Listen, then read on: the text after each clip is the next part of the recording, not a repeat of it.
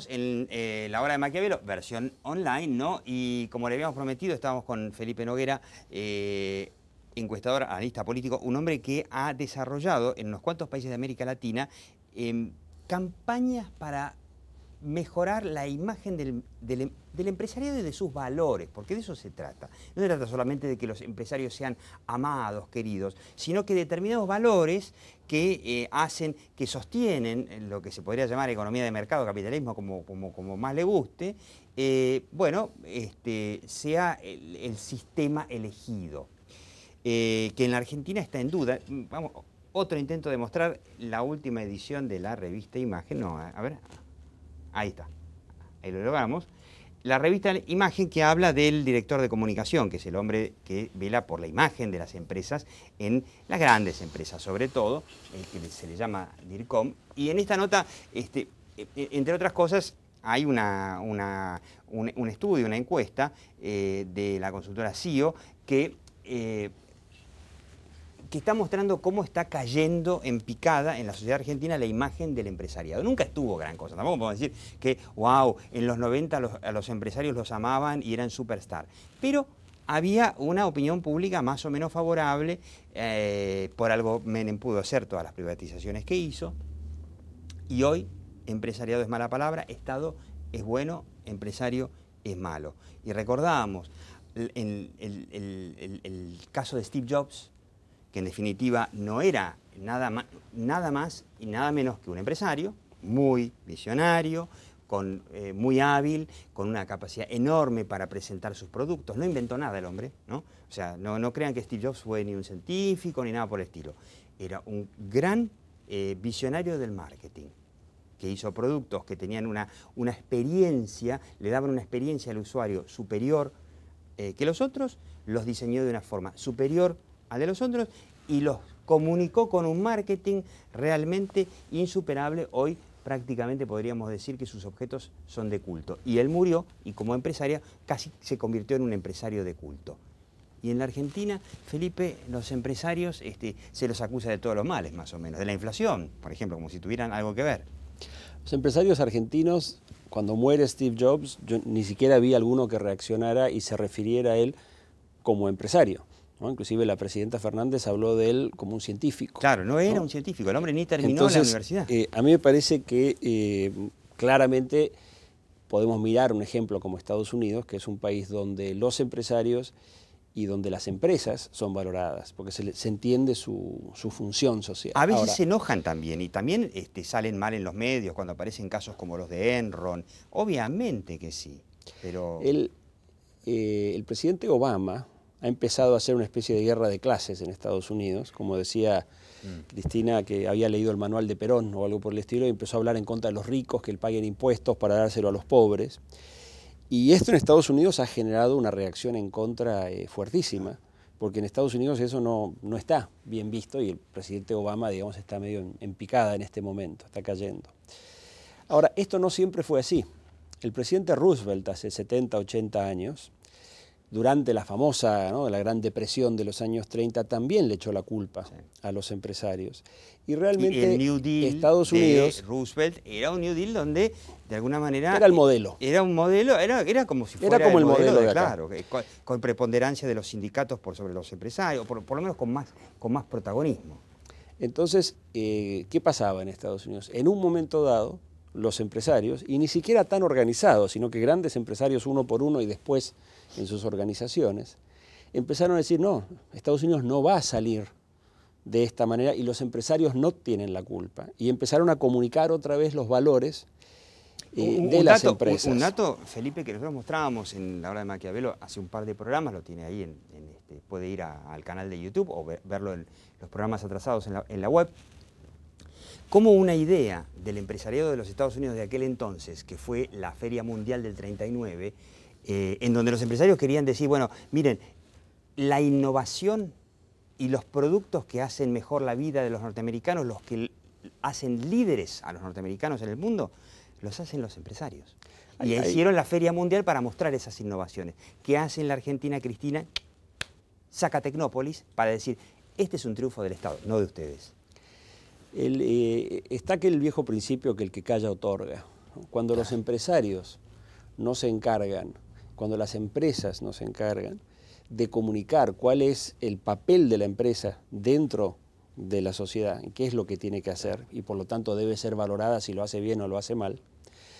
Cuando esto no ocurre, entonces quedan de alguna manera vulnerables a que venga un político, un gobierno y diga, ustedes son malos por esto, ustedes son buenos por lo otro, y pierden el control de eso.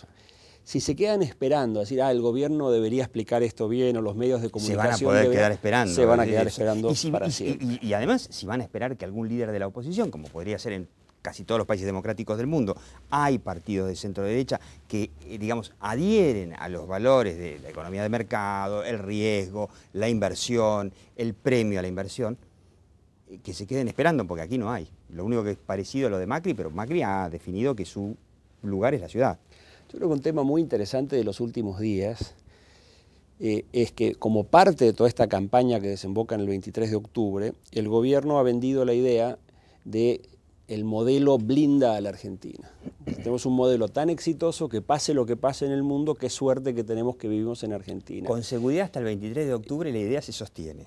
Más Pero allá, no sé. Salió el presidente de la Unión Industrial a decir que esto no era así.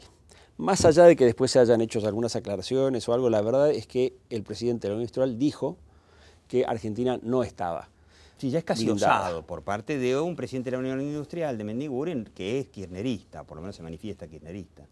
Entonces, yo creo que ahí se abre una discusión, ¿sí? Porque si nosotros decimos, está todo bárbaro, el modelo funciona y dentro del modelo los empresarios son medio como malos y hay que tenerlos controladitos y tienen que hacer lo que dice el gobierno, entonces no tienen mucho que hacer los empresarios. Ahora, cuando se empieza a abrir esta especie de grieta, ¿no?, donde se empieza a ver que, bueno, que quizás no está todo bien, que Argentina tiene riesgos y que de alguna manera la empresa privada, las empresas industriales, las empresas agropecuarias, las empresas de servicio, el turismo, etcétera, son los que van a generar el crecimiento. Entonces ahí yo creo que se empieza a desarrollar algo interesante. Y se dio un debate muy interesante para comparar con otro país en el Perú. Pero ¿por qué decís, vos ves que la gente lo va a ver por sí sola cuando se note, digamos, en la vida cotidiana la crisis? No, lo que yo digo es que cuando hay un modelo comunicado así de una manera muy absoluta y monolítica, y parece que no hay canales, y por cada vez más canales, y parece que no hay discusión. Van avanzando sobre... Sí, lo que yo digo es que cuando dentro de esa visión monolítica se abre una grieta y la gente, parece que no es tan así, porque fíjense que hasta de Mendiguren dijo esto, entonces ahí se abre una oportunidad estratégica para empezar a tener una discusión y quizás para comunicar. Lo veo como una oportunidad de comunicación, no como algo que va a ocurrir solo. Habrá que ver qué pasa, por ejemplo, ahora en el coloquio de IDEA, que es, digamos, ¿no es cierto?, es una ventana del empresariado con la sociedad clásica y ocurre poco antes de las elecciones. ¿Qué se va a decir ahí? ¿Qué no se va a decir ahí? En el Perú, cuando gana Ollanta Humala, que viene con esta cosa más populista, la gente decía que si era como Chávez, que si era como Lula, que iba a suceder, los peruanos, muy contentos con la enorme tasa de crecimiento económico, porque es verdad. Perú ha crecido en los últimos 10 años al 8%, igual que la Argentina, pero con una pequeña diferencia, sin inflación, y redujo la cantidad de pobres de manera real que tenía, que era la gran mayoría de la población, Perú era un país que tenía 70% de pobres, a una cantidad razonable. No es Estados Unidos, Perú, ni va a ser nunca posiblemente. Pero hoy están más o menos... Están los peruanos, eso. Pero lo que quiero decir es que este crecimiento que los peruanos lo valoran, y se dio la discusión, bueno, ¿qué va a hacer Ollanta Humala cuando tome el poder? ¿Va a tomar medidas redistributivas, populistas, va a parar el crecimiento, se va a parar la inversión? Y entonces llega Ollanta Humala y usa una frase que creo que no es de él, pero que de alguna manera la hace suya, y él dice, desarrollo es crecimiento con inclusión. Y entonces de alguna manera él tira un desafío. Ok, sigamos creciendo, que es lo que quieren ustedes, señores empresarios, señores clase media, urbanos, que están bien, pero hagámoslo con más metamos inclusión, más gente adentro. ¿sí? Y yo creo que esto fue de alguna manera un triunfo del sistema político institucional peruano, del rol de los empresarios que estuvieron muy activos, hablando con todo el mundo, comunicando ideas, porque de alguna manera, es decir, acá cuando los gobiernos se pelean con los sectores privados y los sectores privados se pelean con los gobiernos, pierden todos. ¿sí? Aunque sea que el gobierno finalmente gane la pulseada y haga que los empresarios hagan lo que él diga, o cuando los empresarios le ganan una pulseada al gobierno, en ambos casos, a la larga, la sociedad pierde, ¿sí? Entonces, hay que tener la madurez de ambas partes, es decir, cómo tenemos un gobierno que trabaje con los empresarios para que todos estemos mejor. Claro, esa es un poco la clave. No se trata aquí, porque por ahí a veces somos malinterpretados y nos dicen, claro, lo que ustedes están pensando es cómo hacen los empresarios para maquinar un golpe. No. ¿Cómo hacen los empresarios para que la opinión pública, digamos, culturalmente una sociedad los respete, los valore y los considere los verdaderos protagonistas de la economía?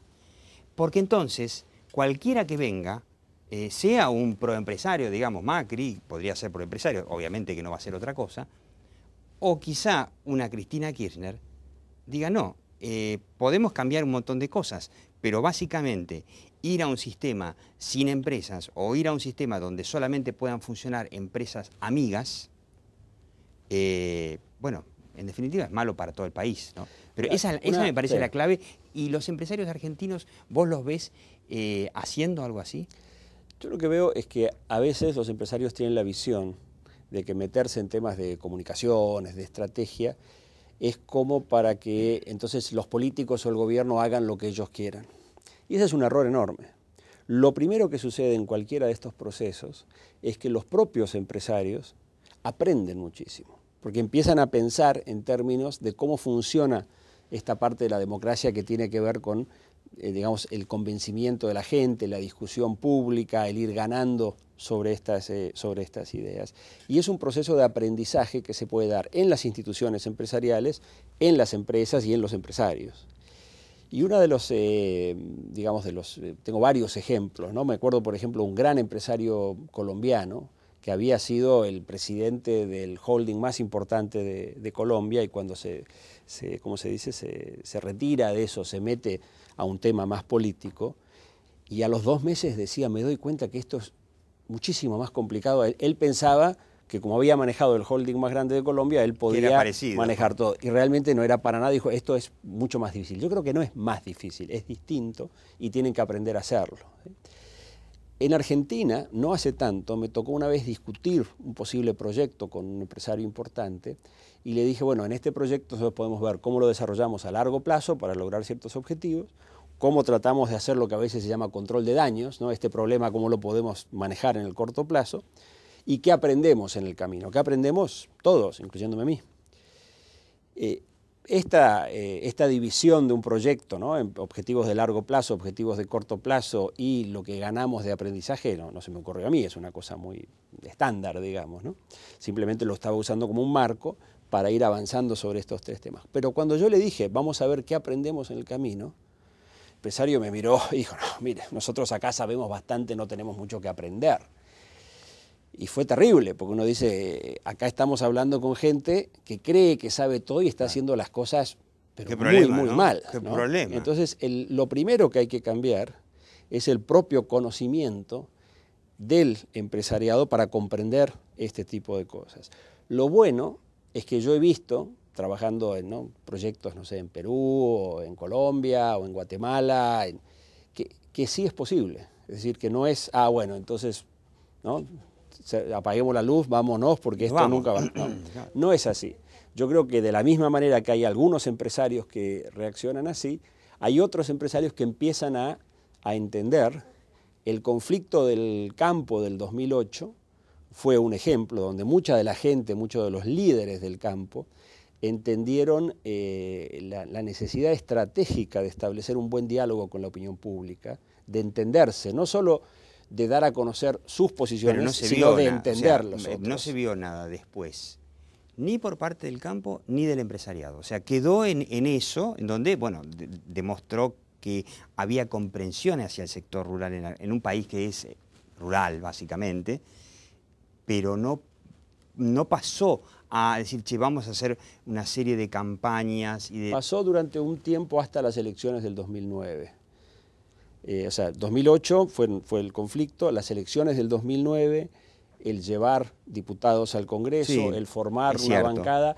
Yo diría que es un error a veces ser así absoluto y decir Es fue cierto, todo después del bárbaro 2009, o fue mal. hasta el 2009 sí, después Yo del creo 2009 que hay, el no, tema algunas desapareció. cosas sí, y yo creo que hay algunas piezas ya en el tablero que uno puede empezar a armar algo con eso. No hay que ser absoluto tampoco en esto.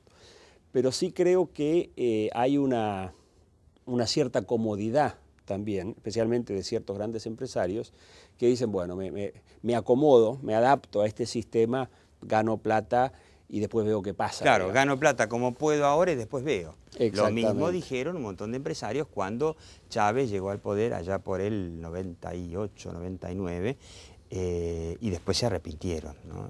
Tampoco es un gran ejemplo el empresariado venezolano.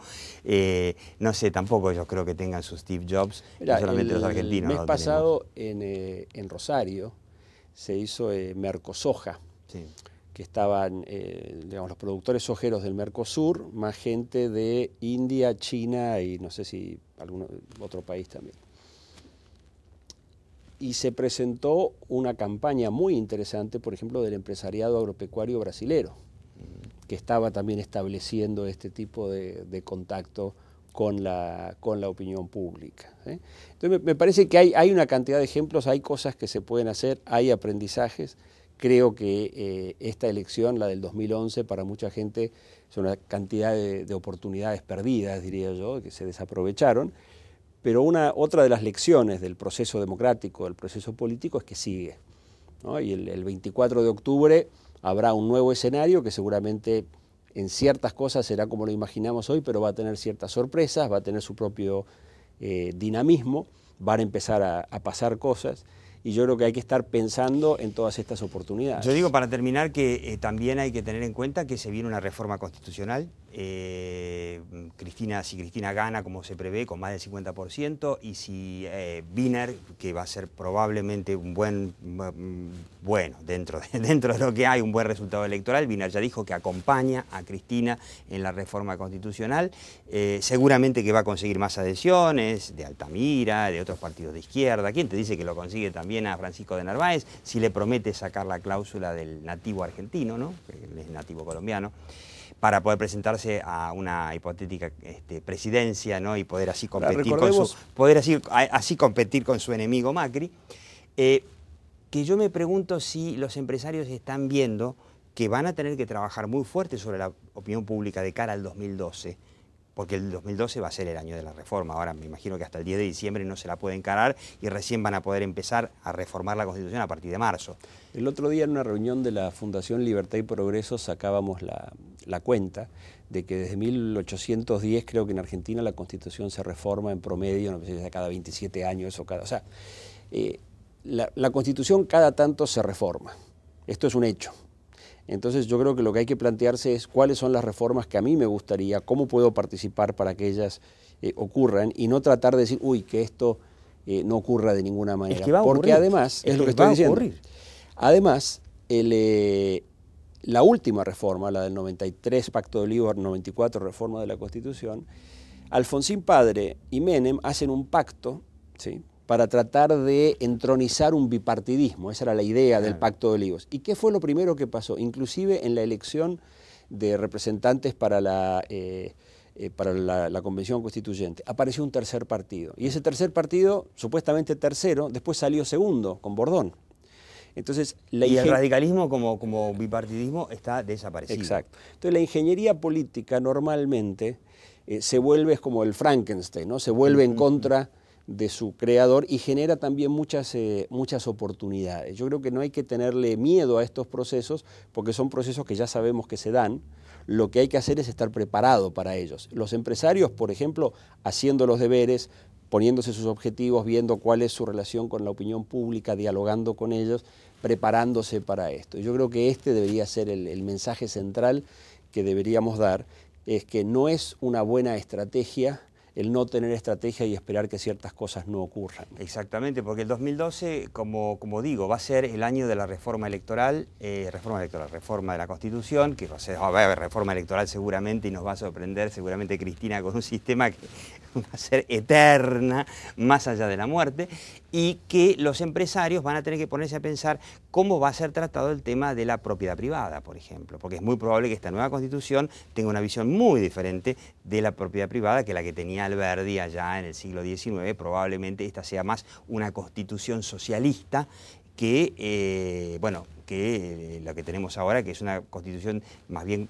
digamos, liberal conservadora. Bueno, ahí en algunos países donde estoy trabajando lo que hemos encontrado es que plantear el tema de la propiedad privada simplemente a partir de una concepción filosófica, ya sea austríaca o lo que sea, o de Adam Smith, de este tipo de cosas, puede ser que sea racionalmente correcto, pero que hay otras formas de plantearlo que tienen más que ver con la inteligencia emocional, con conocer cómo piensan las personas, que generan grandes oportunidades desde el punto de vista del empresariado, ¿sí?, para lograr el apoyo de la gente. Y hay que abrir la cabeza a estas otras formas de pensar, sabiendo que sí se van a dar estas discusiones y que sí hay manera de ganarlas. Muy interesante, Felipe Noguera. Yo sigo recordando, el 2012 va a ser el año de la reforma de la Constitución y los empresarios se van a tener que poner a pensar, y también esperemos, mientras tanto, que llegue Steve Jobs argentino. Felipe Noguera, muchísimas gracias. Te siga viendo La Hora de Maquiavelo.